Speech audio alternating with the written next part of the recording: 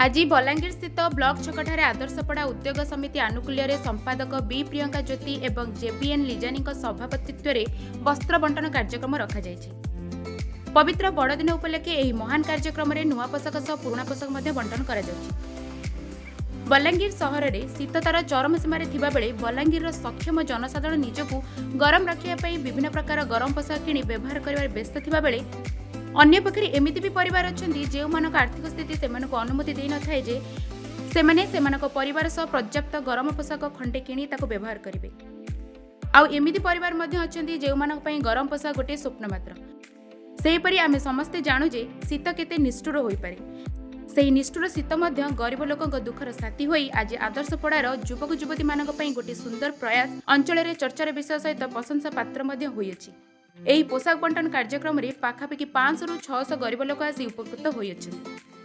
एटा 2-4 वर्ष हलानी ई प्रोग्राम हमर जारी रहिছে आ आके भी एटा कंटिन्यू करमु बोली आमानकर आशा अपेक्षा रहि अछि। प्रभु जीशु ई जगत को आसीथिले आज समग्र जगतर लागि से जीवन दैछन आ से दर्शैछन जे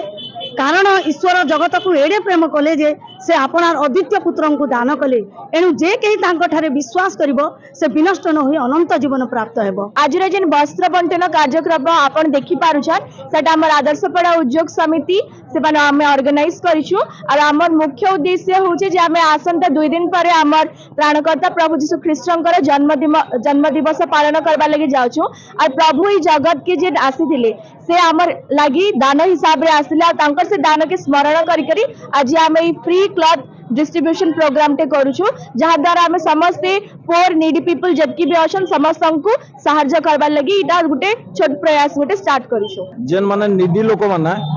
तांको लुगा देवार लागि आमे इटा चिंता करछु